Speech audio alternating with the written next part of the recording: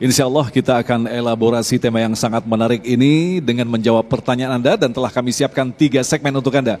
Kita berikan kesempatan terlebih dahulu kepada Bapak Cecep Saifuddin. Bapak Cecep, silakan.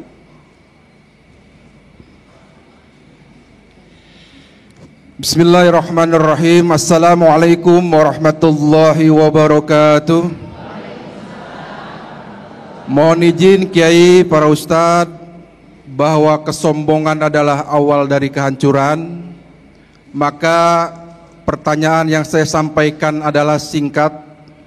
Bagaimana caranya kita menghilangkan kesombongan yang ada di dalam hati kita supaya kita merdeka dari kesombongan. Syukron, jazakumullah khairan katsira. Assalamualaikum warahmatullahi wabarakatuh. Waalaikumsalam warahmatullahi wabarakatuh. Sebuah pertanyaan yang menarik sekali. Insya Allah kita akan jawab selepas pesan-pesan berikut ini. Tetaplah bersama kami Damai Nusaku yang dipersembahkan oleh Sarung Wadimor, tentu sarung kita. Pemirsa, Anda masih bersama kami Damai Nusaku, dan alhamdulillah kita sampai di segmentasi tanya jawab. Insya Allah ini akan melengkapi ilmu kita sekaligus pemahaman kita. Bagaimanakah sesungguhnya kita harus mesti waspada terhadap penyakit yang setiap saat akan menyerang dalam jiwa kita yang disebut dengan kesombongan atau takabur.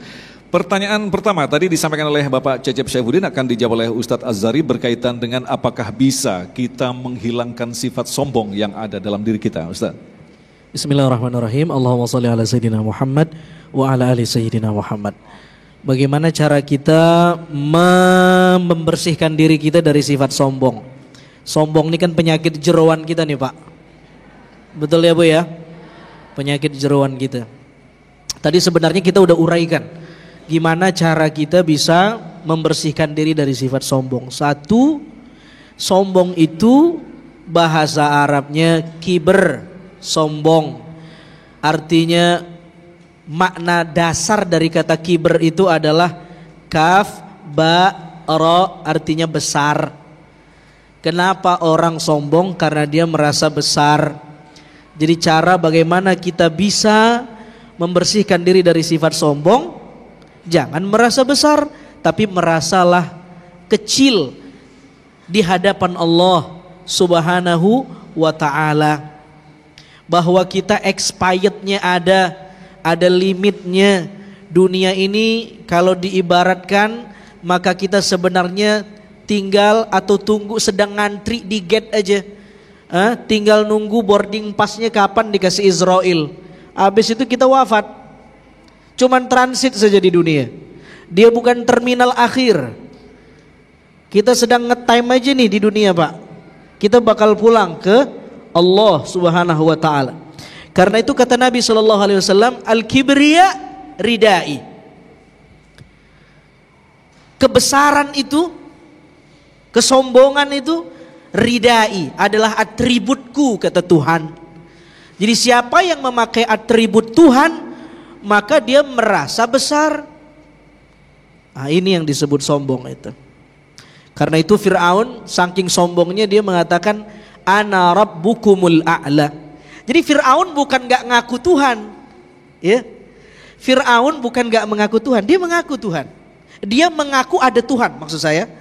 Tetapi kesalahan Fir'aun, di samping dia mengaku ada Tuhan, dia berkata di antara Tuhan-Tuhan yang ada, dia Tuhan yang paling tinggi. Itu dia tuh. Ana rabbukumul a'la. Saya Tuhan yang al-a'la, superlatif tuh, paling tinggi. Jadi kalau kita bertuhan tapi merasa paling tinggi, pongah, jumawa, kita memakai mazhab Fir'aunisme. Fir'aunnya udah mati, tapi watak dan tabiatnya belum mati. Akan ada Fir'aun yang lain. Dia merasa tinggi. Dialah yang paling hebat. Fir'aunisme. Jadi cara kita untuk melumpuhkan sifat sombong, kita merasa kecil. Kata Ibn Arabi, mutawaham. Kita ini partikel renik, kecil, nggak ada apa-apanya. Karena itulah dalam sholat, gestur pertama, kalimat pertama yang kita lafalkan Allahu Akbar. Kalimat itu ingin melatih kita supaya tidak ada tujuan dalam sholat kecuali Allah Subhanahu wa ta'ala. Itu menarik sekali itu Pak. Saya baca di Nuruddin Iter, beliau bilang begini ini Allahu Akbar, begini ini lambang menafikan sesuatu. Orang Arab kalau bilang enggak, saya enggak, tuh diginiin tangannya. Jadi ketika kita begini, Allah, baru kita isbatkan Allahu Akbar. Kita angkat, enggak ada yang kita sembah.